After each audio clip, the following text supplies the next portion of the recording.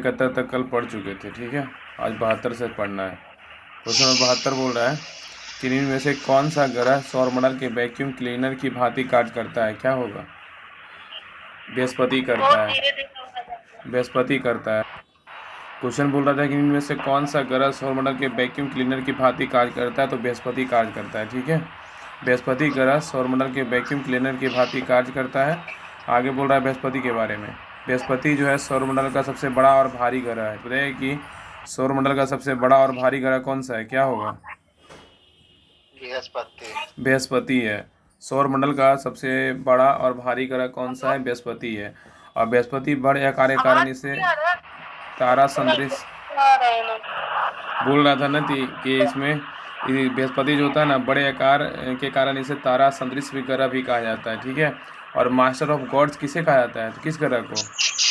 बृहस्पति को master of God's कहा जाता है।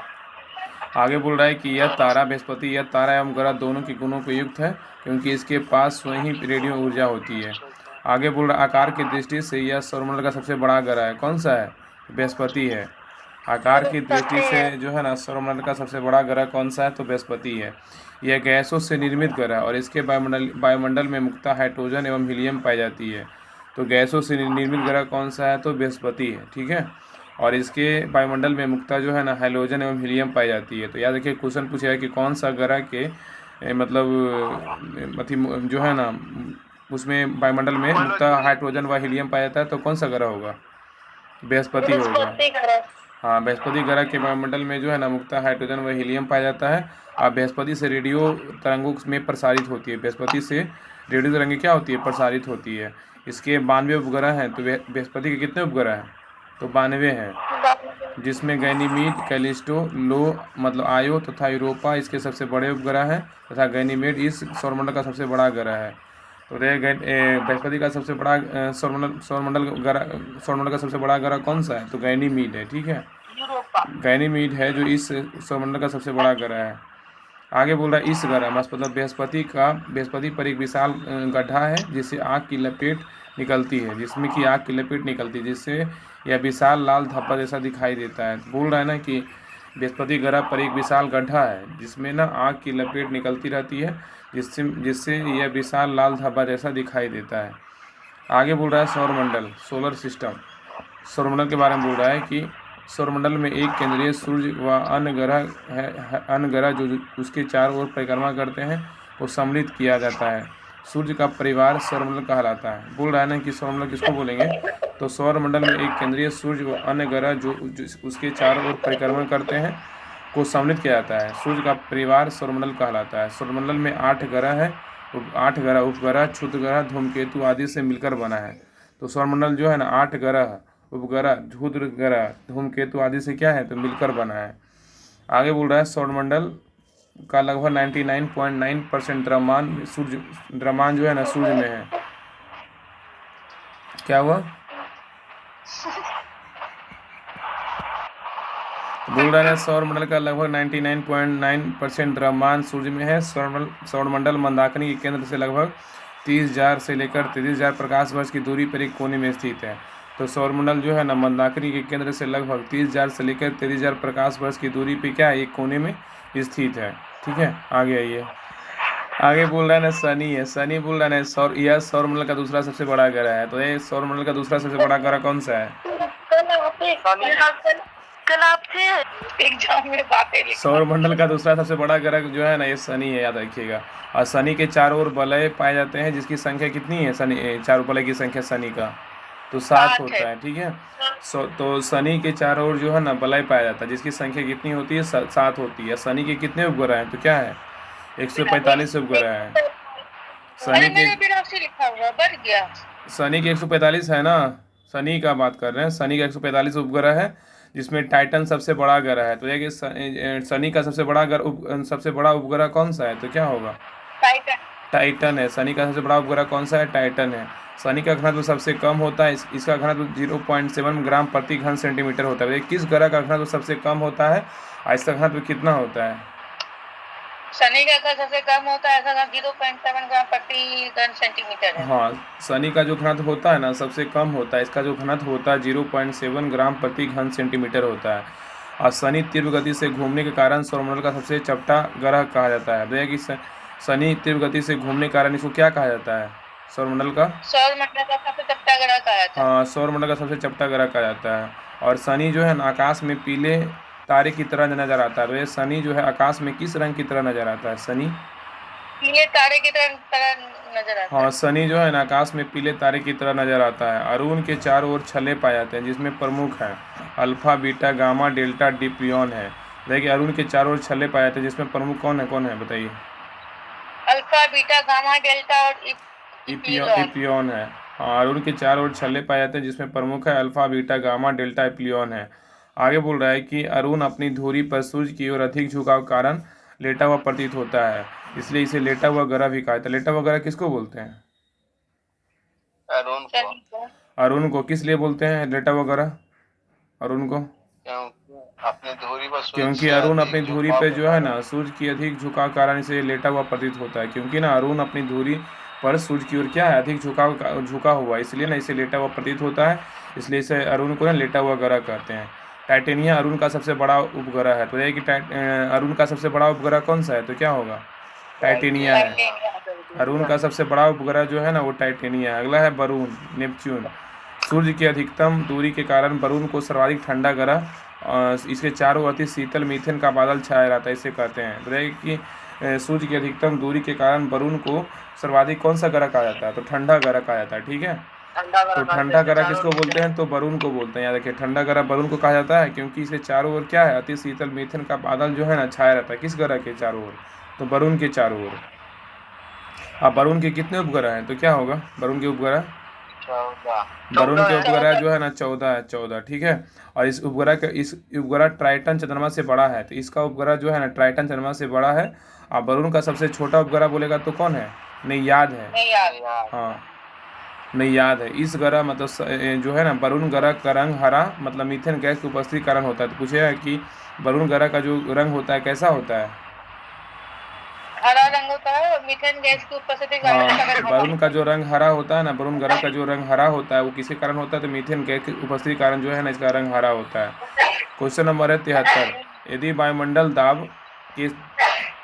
वायुमंडल दाब पारा के 76 सेंटीमीटर समान दाब से कम हो तो पानी में कितना तापमान पर उबलेगा? पानी में 100 डिग्री सेल्सियस से कम तापमान पे उबलेगा। ठीक है, बोल रहा है यदि दाब पारा के 76 सेंटीमीटर मतलब समान दाब इसको बोलेंगे, इससे कम हो तो पानी जो है 100 डिग्री सेल्सियस से कम तापमान पे क्या होगा? उबलेगा। यदि वायुमंडल का दाब पारा के 76 सेंटीमीटर समान दाब से कम हो तो पानी 100 डिग्री सेल्सियस से कम तापमान पे उबलेगा। और वायुमंडल का सामान्य दाब कितना से कितना मिलीमीटर तो होता है? तो क्या होगा? 760 लीटर होता है। वायुमंडल का जो समान दाब होता है ना वो 76 सेंटीमीटर से 760 मिलीमीटर तक होता है। और सभी द्रव्यों का क्वथनांक दाब बढ़ने पे क्या होता है? बढ़ता है या घटता है? बढ़ जाता है। बढ़ जाता है। सभी द्रव्यों का क्वथनांक अगर दाब बढ़ाएंगे ना तो दाब बढ़ जाएगा, अर्थात द्रव का क्वथनांक वायुमंडलीय दाब के क्या होता है? समानुपाती होता है। तो बोल रहा है कि सभी द्रव्यों का क्वथनांक दाब बढ़ने पे बढ़ जाता है, अर्थात द्रव का क्वथनांक वायुमंडलीय दाब के समानुपाती होता है। वायुमंडलीय दाब समानुपाती द्रव का क्वथनांक होता है। आगे बोल रहा है गर्म करने पे जिन पदार्थों का आयतन बढ़ता है दाब बढ़ाने पे उनका गलनांक भी क्या होता है? बढ़ता है। जैसे मोम है, घी है, जैसे बोल रहा है गर्म करने पे जिन पदार्थों का आयतन बढ़ेगा तो दाब बढ़ाने पे उसका गलनांक क्या होगा? तो कम जाएगा। जैसे एग्जाम्पल में मोम है, घी है इत्यादि। आगे बोल रहा है गर्म करने पे जिन पदार्थों का आयतन घटता है दाब बढ़ाने पे उसका गलनांक क्या होता है? घटेगा। अगर गर्म करने पे जिन पदार्थों का आयतन घटेगा ना तो दाब बढ़ाएंगे तो उसका गलनांक घटेगा। जैसे बर्फ है, ढलवा लोहा है। ठीक है, याद रखिएगा। आगे बोल रहा है वायुमंडलीय दाब मापने का यंत्र क्या है? तो क्या होगा? बैरोमीटर है। आगे एटमॉस्फेयर, वायुमंडल। एटमॉस्फेयर वायुमंडल एक बहुस्तरीय गैसीय आवरण है जो पृथ्वी के चारों तरफ से घिरे हुए है। यह प्राकृतिक पर्यावरण जीवमंडलीय पारिस्थितिकी तंत्र का एक महत्वपूर्ण संघटक है, क्योंकि जीवमंडल के सभी जीवधारियों के अस्तित्व के लिए इसमें सभी आवश्यक गैसें, ऊष्मा तथा जल प्राप्त होते हैं। तो बोल रहा है वायुमंडल के बारे में, एटमॉस्फेयर के बारे में, कि वायुमंडल एक बहुस्तरीय गैसीय आवरण है जो पृथ्वी को चारों तरफ से घेरे हुए है, और यह प्राकृतिक पर्यावरण एवं जैव मंडलीय पारिस्थितिकी तंत्र का एक महत्वपूर्ण संघटक है, क्योंकि जीव मंडल के सभी जीवधारियों के अस्तित्व के लिए इसमें सभी आवश्यक गैसें, ऊष्मा तथा जल क्या होती है, प्राप्त होती है। आगे आइए। आगे बोल रहा है कि वायुमंडल को तापमान के आधार पे कई मंडलों में विभाजित किया गया है। तो वायुमंडल को तापमान के आधार पे ना कई मंडलों में विभाजित किया गया है। पहला क्या है, क्षोभ मंडल है, दूसरा समताप मंडल है, तीसरा मध्य मंडल है, तीसरा चौथा आयन मंडल है, पांचवा है बाह्य मंडल। ठीक है, तो सबसे नीचे कौन होता है, क्षोभ मंडल, उसके ऊपर समताप मंडल, उसके ऊपर मध्य मंडल, बीच में होता है मध्य मंडल, और उसके ऊपर कौन होता है, तो आयन मंडल होता है। सबसे ऊपर कौन होता है, तो बाह्य मंडल होता है। ठीक है, आगे बोल रहा है कि वायुमंडल में गैसों की मात्रा, गैस दिया हुआ है और आयतन का प्रतिशत दिया हुआ है। नाइट्रोजन कितना परसेंट होता है वायुमंडल में, बताइए। 78.03%। हाँ, नाइट्रोजन वायुमंडल में 78.03%। ऑक्सीजन कितना, ऑक्सीजन 20.99%। हाँ, ऑक्सीजन 20.99%। और आर्गन, आर्गन कितना होता है, 0.932। हाँ, आर्गन जो होता है 0.932% होता है। कार्बन डाइऑक्साइड कितना होता है, 0.03। कार्बन डाइऑक्साइड 0.03% होता है। नियोन कितना होता है, 0.0018। नियोन का 0.0018 होता है। हीलियम का कितना होता है, 0.0005। हीलियम का 0.005 होता है। तो इसमें इसमें ना नियोन का 0.0018% है, हीलियम का 0.005% है, और जीनोन का कितना है, तो 0.000 कितना है, 5 टाइम्स 0873 है। याद रखिए, जीनोन का 873% है, 0.873। क्वेश्चन 74 है कि सूर्य एवं तारों में ऊर्जा का प्रमुख स्रोत क्या है, बताइए। नाभिकीय संलयन है। हाँ, सूर्य एवं तारों में ऊर्जा का प्रमुख स्रोत क्या है, तो नाभिकीय संलयन है, नाभिकीय संलयन। सूर्य एवं तारों में ऊर्जा का प्रमुख स्रोत जो है नाभिकीय संलयन है। सूर्य भी एक प्रकार का तारा है। ठीक है, सूर्य भी एक प्रकार क्या है, तारा है। हाँ, सूर्य पृथ्वी का सबसे नज़दीक तारा, सूर्य जो है ना पृथ्वी का सबसे नज़दीक तारा रहेगा। पृथ्वी का सबसे नज़दीक तारा कौन सा है, तो सूर्य है। ठीक है, सूर्य जो है ना पृथ्वी का सबसे नज़दीक तारा है। हैंस बैथे के अनुसार 10.7 डिग्री सेल्सियस पर तारों के केंद्र में 4 हाइड्रोजन अणु मिलकर एक हीलियम नाभिक का निर्माण करती है। बोल रहा है कि हैंस बैथे के अनुसार 10.7 डिग्री सेल्सियस पर तारों के केंद्र में 4 हाइड्रोजन अणु मिलकर एक हीलियम नाभिक का निर्माण करती हैं, जिससे सूर्य व तारों में ऊर्जा उत्पन्न होती रहती है। यह प्रक्रिया नाभिकीय संलयन कहलाता है। ठीक है, आगे बोल रहा है कि तारों का रंग उसके तापमान को ज्ञात किया जाता है। तारे का रंग जो है उसके तापमान को ज्ञात किया जाता है। तारों द्वारा मुक्त ऊष्मा के आधार पर तारों की उम्र ज्ञात की जाती है। बताइएगा कि तारों के रंग से उसके क्या चीज ज्ञात किया जाता है, तो क्या होगा, तारों के रंग से उसके तापमान को ज्ञात तापमान को ज्ञात किया जाता है। तारों द्वारा मुक्त ऊष्मा के आधार पर तारों की उम्र ज्ञात की जाती है। हाँ, तारों के रंग से उसके तापमान को ज्ञात किया जाता है, और तारों द्वारा मुक्त ऊष्मा के आधार पर ना तारों की उम्र ज्ञात की जाती है। और सूर्य की वर्तमान आयु कितनी अरब वर्ष है, तो क्या होगा, 4.7। हाँ, सूर्य की वर्तमान आयु जो है ना लगभग 4.7 अरब वर्ष है। सूर्य की दृष्टिगोचर एवं प्रकाश, सूर्य का दृष्टिगोचर भाग प्रकाश मंडल कहलाता है। तो सूर्य का दृष्टिगोचर भाग जो है क्या कहलाता है, फोटोस्फीयर, तो प्रकाश मंडल कहलाता है। आगे बोल रहा है नाभिकीय संलयन, न्यूक्लियर फ्यूजन। नाभिकीय संलयन के बारे में बोल रहा है कि जब दो या दो से अधिक हल्के नाभिक संयुक्त होकर एक भारी नाभिक बनाते हैं, वह अत्यधिक ऊर्जा विमुक्त करते हैं। ठीक है, तो इस अभिक्रिया को नाभिकीय संलयन बोलते हैं। ठीक है, तो बोल रहा है ना कि नाभिकीय संलयन किसको बोलेंगे, जब दो या दो से अधिक हल्के नाभिक संयुक्त होकर एक भारी नाभिक बनाते हैं, वह अत्यधिक ऊर्जा विमुक्त करते हैं, तो इस अभिक्रिया को क्या कहते हैं, नाभिकीय संलयन कहते हैं। एक नाभिकीय संलयन अभिक्रिया का उदाहरण है 1H2 1H3, इसको अभिक्रिया करवाए 2H हीलियम 4 और ON1 प्लस 17.6 MEV। मतलब क्या है MEV, मतलब क्या पढ़ेंगे, तने क्या है MEV है। आगे बोल रहा है कि सूर्य एवं तारों से प्राप्त ऊर्जा एवं प्रकाश का स्रोत नाभिकीय संलयन ही है। तो बताइए कि सूर्य एवं तारों से प्राप्त ऊर्जा एवं प्रकाश ऊर्जा का स्रोत क्या है, तो नाभिकीय संलयन ही है। ठीक है, हाँ, सूर्य एवं तारों से प्राप्त ऊर्जा एवं प्रकाश का स्रोत जो है नाभिकीय संलयन है। आगे बोल रहा है कि नाभिकों को संलयित करने के लिए करीब कितना केल्विन के उच्च ताप तथा अत्यंत उच्च ताप की आवश्यकता होती है, तो क्या होगा, 10⁻8। हाँ, तो देखिए ना कि नाभिकों को संलयित करने के लिए जो है 10⁸ केल्विन के उच्च ताप तथा अत्यंत उच्च दाब की आवश्यकता होती है। ठीक है, नाभिकों को संलयित करने के लिए 10⁸ केल्विन के उच्च ताप तथा अत्यंत उच्च दाब की आवश्यकता होती है। आगे बोल रहा है कि हाइड्रोजन बम का विकास एडवर्ड टेलर ने 1952 में किया था। तो हाइड्रोजन बम का आविष्कार किसने किया था और कब किया था, हाइड्रोजन बम का आविष्कार एडवर्ड टेलर ने 1952 में। हाँ, ध्यान रखना कि हाइड्रोजन बम जो है ना, हाइड्रोजन बम का की विकास एडवर्ड टेलर ने 1952 में किया था। यह नाभिकीय संलयन पर आधारित होता है। हाइड्रोजन बम किस पे आधारित होता है? संलयन पे होता है। हाँ, तो याद रखिए ना कि हाइड्रोजन बम जो होता है नाभिकीय संलयन पर आधारित होता है। यह बम परमाणु बम की अपेक्षा कितना गुना अधिक शक्तिशाली होता है? तो क्या होगा? 1000 गुना।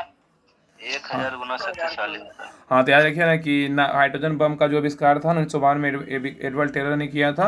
और हाइड्रोजन बम जो होता है नाभिकीय संलयन पर आधारित होता है। यह बम जो है ना, मतलब हाइड्रोजन बम होता है परमाणु बम की अपेक्षा 1000 गुना जो है ना अधिक शक्तिशाली होता है। ठीक है, आगे आइए। आगे बोल रहा है कि नाभिकीय विखंडन, न्यूक्लियर फ्यूजन। नाभिकीय विखंडन के बारे में बोल रहा है। न्यूक्लियर फ्यूजन या नाभिकीय प्रतिक्रिया जिसमें कोई एक भारी नाभिक दो भागों में टूटता है, नाभिकीय विखंडन कहलाता है। बताइए नाभिकीय विखंडन किसको बोलेंगे? वह नाभिकीय प्रतिक्रिया जिसमें कोई एक भारी नाभिक 2 भागों में टूटता है, नाभिकीय विखंडन कहलाता है। हाँ, तो याद रखना कि नाभिकीय विखंडन जो है ना, न्यूक्लियर फ्यूजन, वह नाभिकीय प्रतिक्रिया जिसमें कोई एक भारी नाभिक दो भागों में टूटता है, नाभिकीय विखंडन कहलाता है। विखंडन के दौरान उत्पन्न ऊर्जा को नाभिकीय ऊर्जा कहते हैं। विखंडन के दौरान जो उत्पन्न ऊर्जा होता है उसको नाभिकीय ऊर्जा कहते हैं। सबसे पहले नाभिकीय विखंडन अमेरिकी वैज्ञानिक स्ट्रासमैन एवं हॉर्न के द्वारा दिखाया गया था। तो सबसे पहले नाभिकीय विखंडन किसके द्वारा दिखाया गया था? कहाँ का वैज्ञानिक था वो? वो था अमेरिकी वैज्ञानिक था, स्ट्रासमैन हॉर्न के द्वारा दिखाया गया था। हाँ, ध्यान रखना कि सबसे पहले नाभिकीय विखंडन जो है ना अमेरिकी वैज्ञानिक स्ट्रासमैन एवं हॉर्न के द्वारा दिखाया गया था। इन्होंने जब यूरेनियम 235 पर न्यूट्रॉनों की बमबारी की तो पाया कि यूरेनियम के नाभिक के दो खंडों में क्या हो रहा है? विभाजित हो जाते हैं। आगे बोल रहा है कि परमाणु बम बोल रहा है परमाणु बम का विकास रॉबर्ट ओपेनहाइमर के निर्देशन में अमेरिका के द मैनहट्टन प्रोजेक्ट के तहत द्वितीय विश्व युद्ध के दौरान हुआ था। तो देखिए कि परमाणु बम का आविष्कार कब हुआ था, कैसे हुआ था, बताइए। परमाणु बम का विकास जो रॉबर्ट ओपेनहाइमर के निर्देशन में अमेरिका के द मैनहट्टन प्रोजेक्ट के तहत द्वितीय विश्व युद्ध के दौरान हुआ था। हाँ, तो परमाणु बम का जो आविष्कार था ना रॉबर्ट ओपेनहाइमर के निर्देशन में अमेरिका के द मैनहट्टन प्रोजेक्ट के तहत द्वितीय विश्व युद्ध के दौरान हुआ था परमाणु बम का आविष्कार। परमाणु बम बोल रहा है कि बनाने के लिए यूरेनियम 235, ठीक है, यूरेनियम 92-235 तथा प्लूटोनियम 94-239 का प्रयोग करते हैं। तो ये परमाणु बम बनाने के लिए किसका प्रयोग करते हैं? परमाणु बम बनाने के लिए यूरेनियम U-235 तथा प्लूटोनियम 239 का प्रयोग हाँ, करते हैं। परमाणु बम बनाने के लिए जो है ना यूरेनियम 92-235 तथा प्लूटोनियम 94-239 का प्रयोग करते हैं। यह नाभिकीय विखंडन के सिद्धांत पर आधारित होता है। परमाणु बम किस पे आधारित होता है? तो नाभिकीय विखंडन पे, ठीक है। नाभिकीय विखंडन। अगर हाइड्रोजन बम का बात करें तो नाभिकीय संलयन, और परमाणु बम का बात करें नाभिकीय विखंडन पे सिद्धांत पर आधारित होता है। परमाणु बम का सर्वप्रथम प्रयोग द्वितीय विश्व युद्ध के दौरान संयुक्त राज्य अमेरिका के द्वारा जापान के विरुद्ध किया गया था। तो परमाणु बम का जो सबसे पहले जो इसका जो प्रयोग था ना, वो द्वितीय विश्व युद्ध के दौरान अमेरिका के द्वारा जापान के जो है ना विरुद्ध किया गया था। और 6 अगस्त 1945 को एवं 9 अगस्त 1945 को क्रमशः हिरोशिमा नागासाकी पे परमाणु बम गिराया था। कौन जब गिराया था? जापान थी, अमेरिका गिराया था जापान के ऊपर। पहला गिराया था 6 अगस्त 1945 को, दूसरा गिराया था 9 अगस्त 1945 को। पहला हिरोशिमा पे, दूसरा नागासाकी पे गिराया था। क्वेश्चन नंबर 75 है, बताइए कि पेयजल में निम्न में से किसकी अधिकता के कारण ब्लू बेबी सिंड्रोम होता है? तो क्या होगा? नाइट्रेट। हाँ, बोल रहा है कि पेयजल में निम्न में से किसकी अधिकता के कारण ब्लू बेबी सिंड्रोम होता है? तो नाइट्रेट के कारण होता है। पेयजल में नाइट्रेट की अधिकता के कारण ब्लू बेबी सिंड्रोम होता है।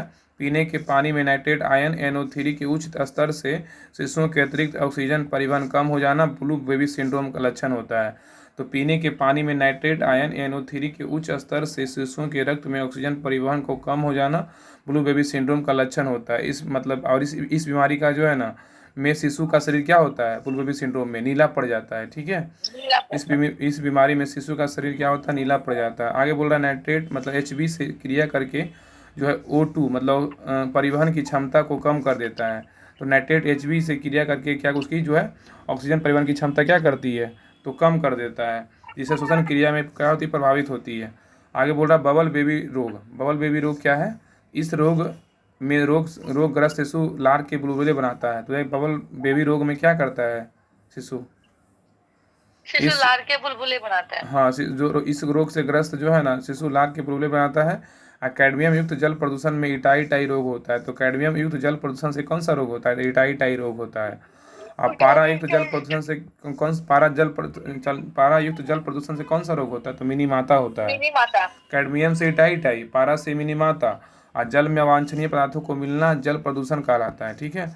और जल में अवांछनीय प्रदूषण का मिलना जल प्रदूषण कहलाता है। क्वेश्चन नंबर है 76, ब्रॉडलैंड रिपोर्ट जो सतत विकास के संदर्भ में है उसका शीर्षक कौन है, बताइए। और इसका our common our common future है, फ्यूचर। आवर कॉमन फ्यूचर है। ब्रॉडलैंड रिपोर्ट जो सतत विकास के संदर्भ में है उसका शीर्षक कौन है, our our our common future है। ब्रॉडलैंड रिपोर्ट जो सतत विकास के संदर्भ में है उसका शीर्षक आवर कॉमन फ्यूचर है। इस रिपोर्ट संयुक्त राष्ट्र के ब्रॉडलैंड आयोग द्वारा जारी रिपोर्ट है। यह आयोग 1983 में नॉर्वे के प्रधानमंत्री ग्रो हार्लेम ब्रॉडलैंड की अध्यक्षता में गठित हुआ था। याद रखिए ना कि ये जो है ना यह आयोग जो है ना यह आयोग 1983 में नॉर्वे के प्रधानमंत्री ग्रो हार्लेम ब्रॉडलैंड की अध्यक्षता में गठित हुआ था। और आगे है कि इस आयोग ने 1987 में अपना रिपोर्ट प्रतिवेदन प्रस्तुत किया था। कौन सा रिपोर्ट, ब्रॉडलैंड रिपोर्ट, ठीक है ना। इस आयोग ने 1987 में अपना रिपोर्ट प्रतिवेदन प्रस्तुत किया था। नेक्स्ट पे आइए, क्वेश्चन 27 है, बताइए प्रत्येक वर्ष विश्व जल दिवस कब मनाते हैं, विश्व जल दिवस। 22 मार्च को। हाँ, प्रत्येक वर्ष विश्व जल दिवस जो है ना 22 मार्च को विश्व जल दिवस मनाते हैं। प्रत्येक वर्ष विश्व जल दिवस 22 मार्च को मनाया जाता है। संयुक्त राष्ट्र की पर्यावरण और विकास एजेंसी द्वारा हर वर्ष जल दिवस मनाया जाता है।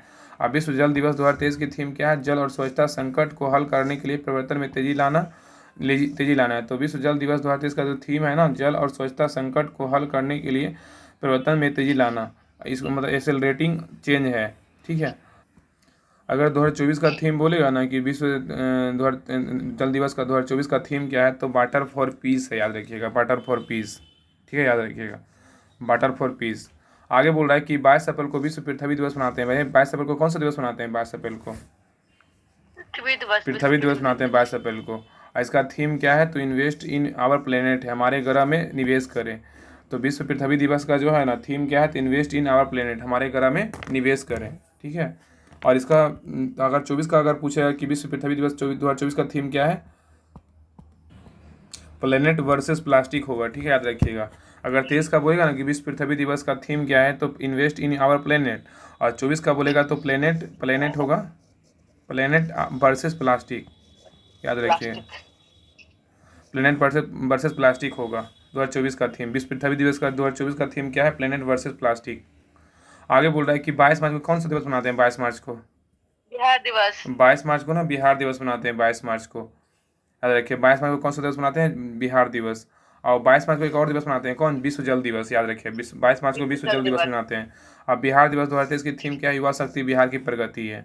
क्वेश्चन नंबर 78 है कि मेघालय की गारो पहाड़ियाँ निम्न में से किस फसल के उत्पादन के लिए जानी जाती है, तो क्या होगा, संतरा। हाँ, संतरा होगा। मेघालय की गारो पहाड़ियाँ निम्न में से किस फसल के उत्पादन के लिए जानी जाती है, तो संतरा। मेघालय की गारो पहाड़ियाँ संतरा की फसल के उत्पादन हेतु जानी जाती है। मेघालय का पठारी क्षेत्र प्रायद्वीपीय पठार का ही पूर्वी विस्तार है। मेघालय का जो पठारी क्षेत्र है ना, प्रायद्वीपीय पठार का ही पूर्वी विस्तार है। और मेघालय पठार में पश्चिम से पूर्व की ओर क्रमशः गारो, खासी, जयंतिया और मिकिर तथा आदि पहाड़ियाँ अवस्थित है। ये क्वेश्चन जो है ना 64 सीट में मेंस के क्वेश्चन में आया हुआ है, 64 नंबर क्वेश्चन है। तो याद रखिए ना कि मेघालय का जो पठारी क्षेत्र है ना, प्रायद्वीपीय पठार का ही पूर्वी विस्तार है। और मेघालय पठार में पश्चिम से पूर्व की ओर क्रमशः गारो, खासी, जयंतिया तथा मिकिर आदि पहाड़ियाँ जो है ना अवस्थित है, ठीक है। आगे बोल रहा है, ये पहाड़ियाँ प्राचीन चट्टानों से क्या है, निर्मित है, गारो पहाड़ियाँ। और इस क्षेत्र में औसत से अधिक वर्षा होने के कारण यहाँ के क्षेत्रों में लेटराइट मिट्टी सदाबहार वनों का विकास हुआ है। यहाँ पे क्या है ना कि मतलब गारो पहाड़ियाँ में यहाँ पे क्या है कि औसत से अधिक वर्षा होने के कारण यहाँ की क्षेत्रों में लेटराइट मिट्टी तथा सदाबहार वनों का विकास हुआ है। आगे बोला सदाबहार वन में मैंग्रोव वनस्पति का विकास होता है। तो ये सदाबहार वन में किस वनस्पति का विकास होता है, तो मैंग्रोव वनस्पति का विकास होता है। और दूध तथा गन्ना उत्पादन में भारत का प्रथम राज्य बोलेगा तो कौन सा है, यूपी है। दूध तथा गन्ना उत्पादन में भारत का प्रथम राज्य कौन सा है, तो उत्तर प्रदेश है। पश्चिम बंगाल का स्थान जूट उत्पादन में प्रथम है। तो जूट उत्पादन में प्रथम राज्य कौन सा है भारत का, तो पश्चिम बंगाल है, ठीक है। और प्राकृतिक रबड़ उत्पादन में प्रथम राज्य कौन सा है, तो केरल का है। प्राकृतिक रबड़ में उत्पादन में प्रथम राज्य कौन सा, केरल का है। कॉफी उत्पादन में प्रथम राज्य कौन सा है, कॉफी में बोले तो कर्नाटक। हाँ, तो याद रखिएगा ना कि दूध गन्ना में तो यूपी, और जूट उत्पादन में तो पश्चिम बंगाल, रबड़ में तो केरल, और कॉफी में तो कर्नाटक। और चाय में बोलेगा तो असम लगता है, चाय क्या होता है, असम, याद रखिए असम। और केसर में बोलेगा तो कौन सा है, केसर में तो जम्मू कश्मीर। और अगर पूछेगा कि सेब का सबसे बड़ा उत्पादक में बोलेगा यूटी कौन है, तो जम्मू कश्मीर है, ठीक है, जम्मू कश्मीर।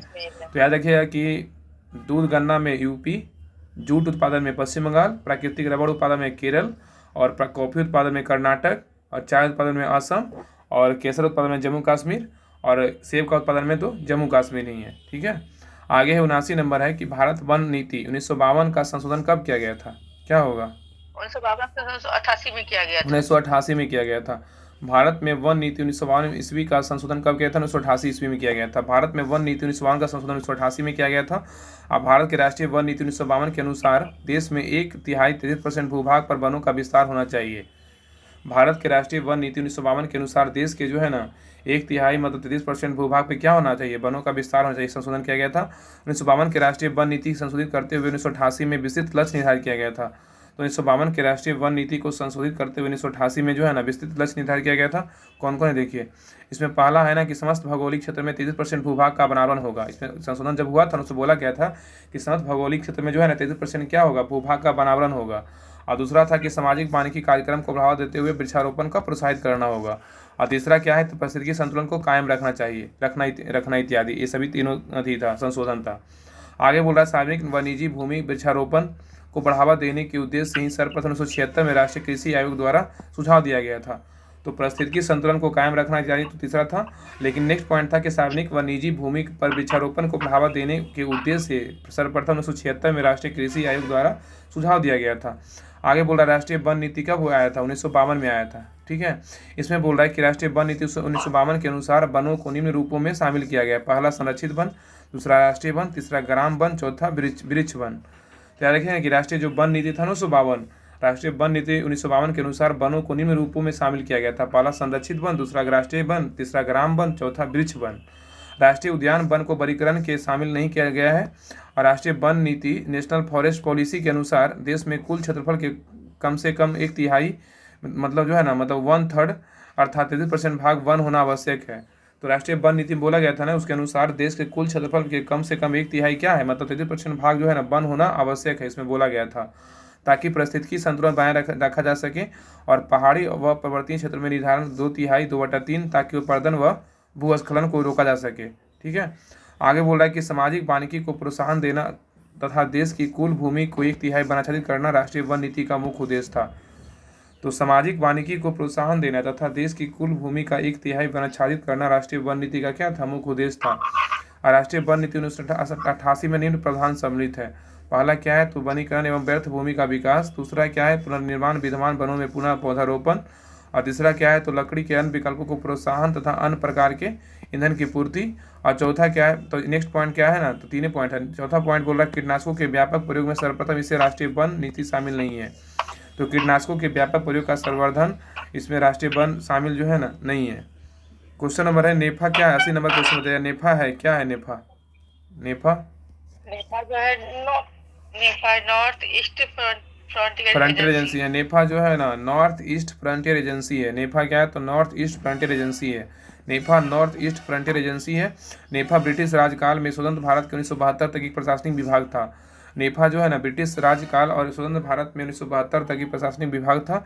1972 में नेफा को अरुणाचल प्रदेश नामक केंद्रशासित प्रदेश का दर्जा दिया गया था। तो 1972 में जो है ना नेफा को अरुणाचल प्रदेश नामक केंद्रशासित प्रदेश का दर्जा दिया गया था।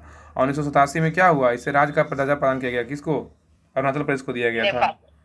नहीं अरुणाचल प्रदेश को दिया गया था दर्जा राज्य के रूप में। नेफा में जो है ना सामरिक दर्जा दिया गया था, लेकिन 1987 में ना पूर्ण राज्य बन गया था। आगे बोल रहा है पशुओं की रेड सिंधी नस्ल इनमें से किससे घरेलू पशु संबंधित है? क्या होगा? रेड सिंधी गाय।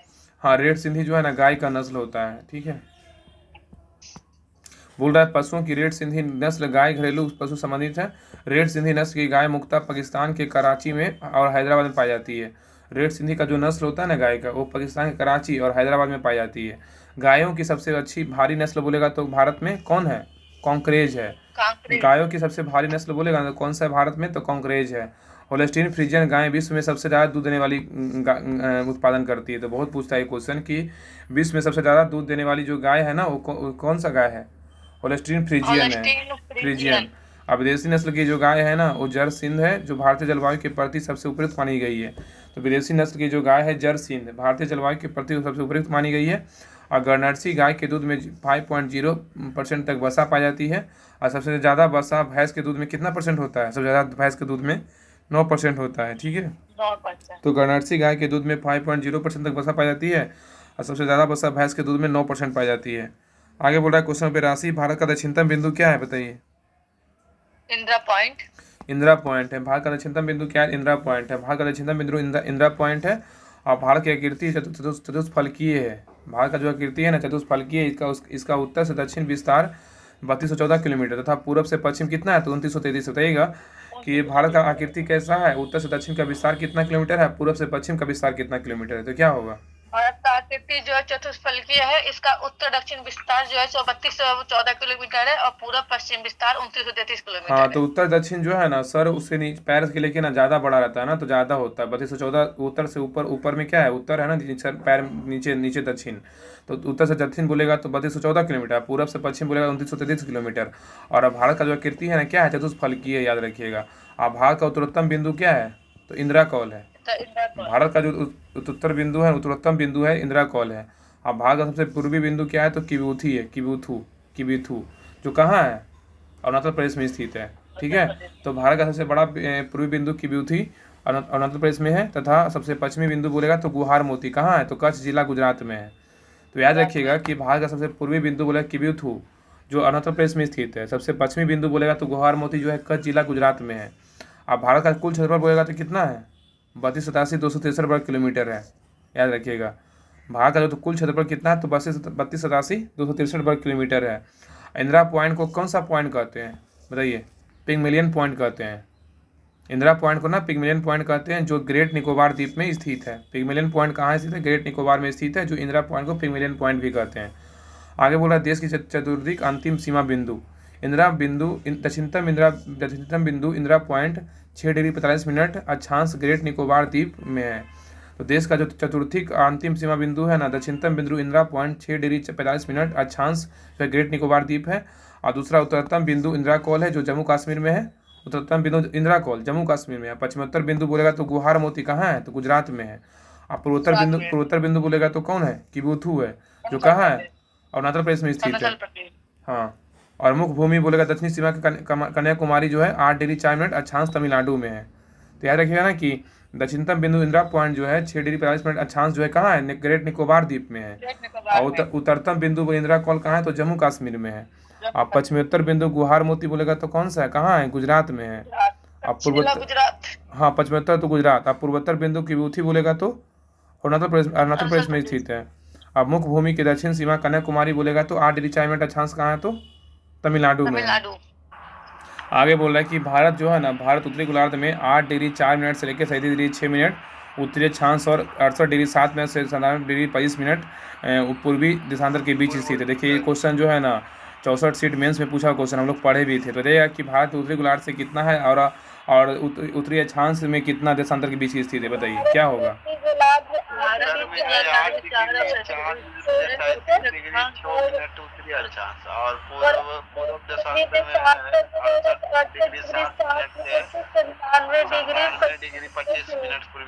हाँ, तो भारत याद रखें ना कि भारत उत्तरी गोलार्ध में जो है ना 8 डिग्री 4 मिनट से लेकर 37 डिग्री 6 मिनट उत्तरी अक्षांश और 68 डिग्री 7 मिनट से 97 डिग्री 25 मिनट जो है पूर्वी देशांतर के बीच क्या है? स्थित है। ये क्वेश्चन 64 सीट में पॉइंट से पूछा हुआ क्वेश्चन है। और ज्ञान बिंदु को अच्छे से पढ़ लेते हैं, जितना रिवीजन कीजिएगा उतना याद होगा, ठीक है ना। जितना पढ़ लीजिएगा ना, हमको नहीं लगता कि सेट बनाने पे फिर नंबर कम आएगा और अच्छा रिवीजन भी होगा। तो वीडियो तो देखना नहीं है, वीडियो बस अपलोड हो जाएगा, देखना नहीं है, वही हाल है। जितना बार बार रिवीजन कीजिएगा ना उतना याद होगा। हम तो खुद ही देखते हैं, हम तो जब अपलोड करते हैं उसके बाद कुछ करते रहते हैं तो फिर आप देखते रहते हैं। ये वीडियो क्या है उसको पहले हम देखते हैं उसके बाद उसको ठीक करते हैं। अगला है ना संपूर्ण भारत का अक्षांशीय विस्तार 6 डिग्री 4 मिनट से लेकर 37 डिग्री 6 मिनट उत्तरी अक्षांश के मध्य है। संपूर्ण भारत का जो अक्षांशीय विस्तार है कितना से कितना मध्य है, बताइए? अक्षांश के मध्य है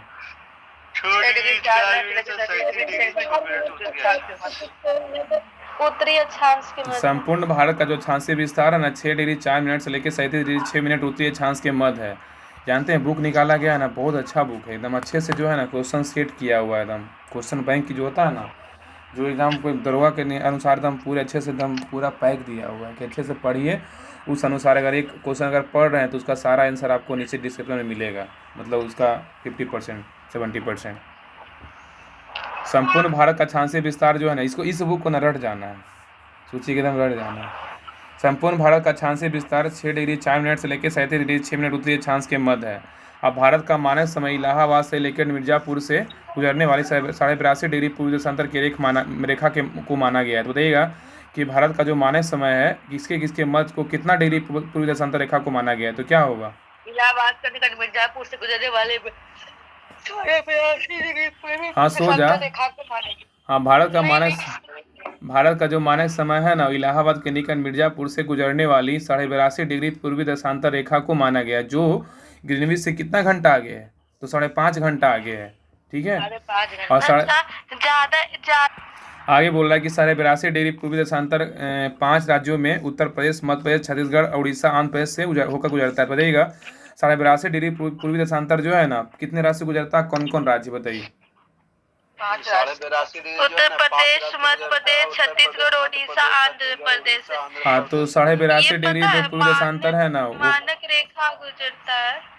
82.5 डिग्री जो है ना पूर्वी देशांतर जो है 5 राज्यों से गुजरता है, उत्तर प्रदेश, मध्य प्रदेश, छत्तीसगढ़, उड़ीसा, आंध्र प्रदेश से होकर गुजरता है। देखिएगा, उत्तर प्रदेश, मध्य प्रदेश, छत्तीसगढ़, उड़ीसा, आंध्र प्रदेश से होकर गुजरता है। आगे है कर्क रेखा, लगभग कर्क रेखा भारत के मध्य से गुजरती है या कितने राज्यों से होकर गुजरती है? कौन कौन राज्य बताइए कर्क रेखा? 8 राज्य होकर गुजरती है। राजस्थान, गुजरात, मध्य प्रदेश, छत्तीसगढ़, झारखंड, पश्चिम बंगाल, त्रिपुरा, मिजोरम। हाँ, ध्यान रखें कर्क रेखा जो है ना, कर्क रेखा लगभग भारत के मध्य से गुजरती है या 8 राज्यों से होकर गुजरती है। राजस्थान, गुजरात, मध्य प्रदेश, छत्तीसगढ़, झारखंड, पश्चिम बंगाल, त्रिपुरा, मिजोरम, मिथ पर घमचा झाप, ये ट्रिक। तो कर्क रेखा लगभग भारत के मध्य से गुजरती है या 8 राज्यों से होकर गुजरती है। राजस्थान, गुजरात, मध्य प्रदेश, छत्तीसगढ़, झारखंड, पश्चिम बंगाल, त्रिपुरा एवं मिजोरम। और भारत में कर्क रेखा पर स्थित शहर कौन सा है? तो क्या होगा? रांची है। भारत में कर्क रेखा पर स्थित शहर जो है ना, वो रांची है। वर्तमान में भारत में 28 राज्य और 8 केंद्रशासित प्रदेश हैं, याद रखिएगा। अगला लोनावाला, क्वेश्चन 83 है। लोनावाला जल विद्युत संयंत्र कहाँ स्थित है? बताइए। लोनावाला महाराष्ट्र में। लोनावाला कहाँ है? तो महाराष्ट्र में। लोनावाला जल विद्युत संयंत्र जो है ना, महाराष्ट्र में स्थित है।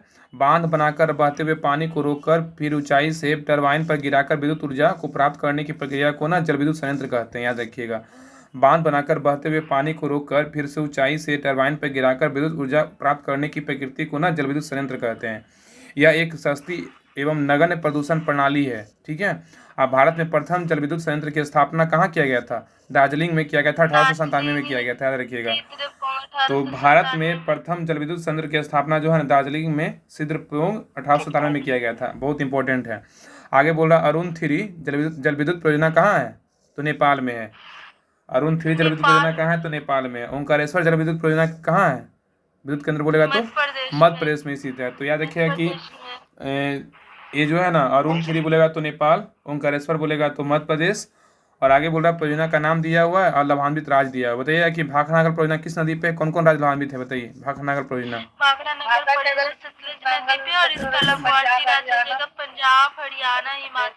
भाखड़ानागर परियोजना जो है ना, ये सतलज नदी पे है। ये पंजाब, हरियाणा, हिमाचल प्रदेश, राजस्थान को प्रभावित करता है।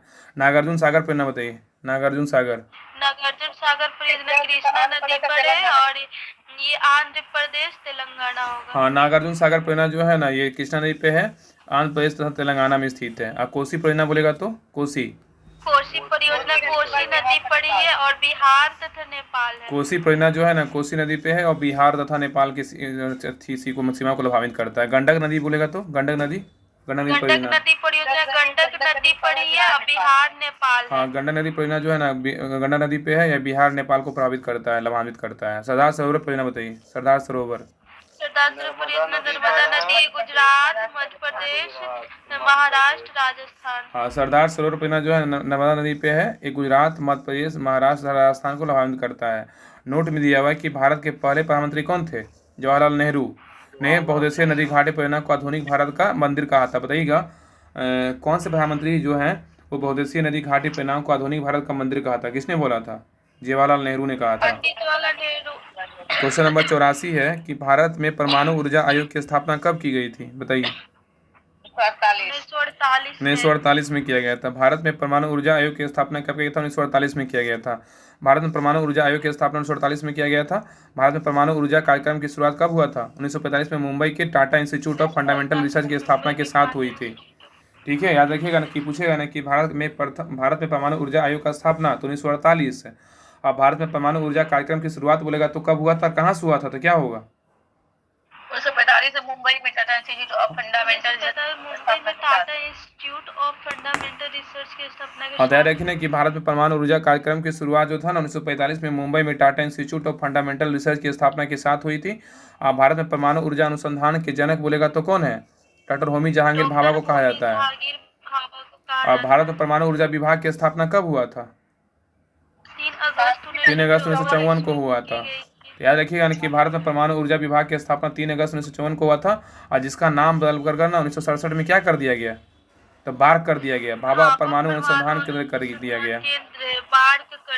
हाँ, तो याद रखिए ना कि भारत में परमाणु ऊर्जा विभाग की स्थापना ना 3 अगस्त 1954 ईस्वी को की गई थी। और जिसका बदलकर नाम जो 1967 में भाभा परमाणु अनुसंधान केंद्र कर दिया, BARC कर दिया गया। याद रखिए BARC, ठीक है, Bhabha atomic research centre. Bhabha परमाणु अनुसंधान केंद्र का मुख्यालय कहाँ है? मुंबई में, ट्राम्बे मुंबई में है। हाँ, तो भाभा परमाणु अनुसंधान केंद्र का मुख्यालय कहाँ है? ट्राम्बे मुंबई में। इंदिरा गांधी परमाणु अनुसंधान केंद्र का मुख्यालय कहाँ है? तो इंदिरा गांधी का बोले तो कलपक्कम में है। भाभा परमाणु का मुंबई, इंदिरा गांधी परमाणु अनुसंधान केंद्र का बोलेगा तो कलपक्कम। क्वेश्चन नंबर है 85, नामदफा बाघ अभ्यारण्य किस राज्य में स्थित है? नामदफा अरुणाचल प्रदेश में स्थित है। नामदफा अरुणाचल प्रदेश में स्थित है। नामदफा बाघ अभ्यारण्य अरुणाचल प्रदेश में स्थित है। और 1972 में भारतीय वन जीव अधिनियम के द्वारा टाइगर रिजर्व की स्थापना की शुरुआत हुई थी। तो कि भारतीय वन जीव अधिनियम के द्वारा किसका स्थापना की शुरुआत हुआ था? हाँ, 1972 में जो है ना भारतीय वन जीव अधिनियम के द्वारा टाइगर रिजर्व की स्थापना की शुरुआत की गई थी। आगे बोल रहा है पक्के कमलांग टाइगर रिजर्व किस राज्य में स्थित है? तो क्या होगा? अरुणाचल प्रदेश में स्थित है। हाँ, पक्के और कमलांग जो है ना ये कहाँ स्थित है? अरुणाचल प्रदेश में स्थित है। और डम्फा टाइगर रिजर्व कहाँ है? डम्फा बोलेगा तो रम पी के डंप हो गया था, मिजोरम। और पेरियार पेराम्बिकुलम कहाँ है? पेरियार पेराम्बिकुलम बोलेगा तो टाइगर रिजर्व केरल में स्थित है। हाँ, और वाल्मीकि टाइगर रिजर्व कहाँ है? वाल्मीकि बोलेगा तो बिहार के पश्चिम बंगाल में, पश्चिमी चंपारण में, पश्चिमी चंपारण। और सतमंगलम टाइगर रिजर्व कहाँ है? सतमंगलम बोलेगा तो तमिलनाडु में है। और भीम बांध अभ्यारण्य कहाँ है? भीम बांध अभ्यारण्य बिहार के मुंगेर जिला में स्थित है।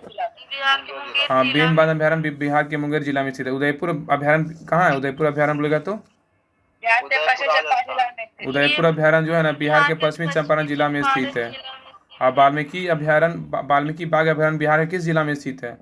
तो पश्चिमी चंपारण में स्थित है। हाँ, वाल्मीकि बाघ अभ्यारण्य बिहार के पश्चिमी चंपारण जिला में स्थित है। वर्तमान में भारत में राष्ट्रीय उद्यानों की कुल संख्या कितनी है? 106 है। मतलब 106 है ना, इसमें 106 दिया हुआ है, 2023 ईस्वी तक दिया हुआ है, 106 कर लीजिए। अगर आगे है कि भारत में कुल 567 जो है 567 और सितंबर 2023 ईस्वी तक वन जीव अभ्यारण्य घोषित किया गया है। ये भी आपका चेंज है क्या? 566 हाँ, तो 567 कर लीजिए। हाँ, तो भारत में कुल जो है ना 567 सितंबर 2023 ईस्वी तक वन जीव अभ्यारण्य घोषित किए गए हैं। ठीक है, तो पूछेगा ना कि वर्तमान में भारत में राष्ट्रीय उद्यानों की कुल संख्या कितनी है 2023 ईस्वी तक? तो क्या होगा? 106। ठीक है, और भारत में वन जीव अभ्यारण्य बोला कितना है? तो 567। भारत का प्रथम राष्ट्रीय उद्यान कौन सा है? तो जिम कॉर्बेट। हाँ, अब वर्तमान में भारत में कुल 18 जैवमंडल रिजर्व है, बायोस्फीयर रिजर्व है। तो भारत में वर्तमान में कुल कितना जैवमंडल रिजर्व है? तो 18 है। अब भारत में 12 जैवमंडल रिजर्व यूनेस्को द्वारा वैश्विक जैवमंडल के रिजर्व में सूची में शामिल है। तो 12 जो है ना यूनेस्को के रिजर्व सूची में शामिल है। और विश्व की कुल 6.64 मतलब विश्व की कुल 6.64% जंतु प्रजाति भारत में पाई जाती है। तो विश्व की कुल कितने % प्रजाति जो है ना जंतु प्रजाति भारत में पाई जाती है? तो क्या होगा? 6.64% हाँ, तो विश्व की कुल जो है ना 6.64% जो है जंतु प्रजातियाँ भारत में पाई जाती है। तो क्वेश्चन नंबर 85 तक रहने दीजिए, 86 से कल पढ़ेंगे। 86 तक, 86 से कल।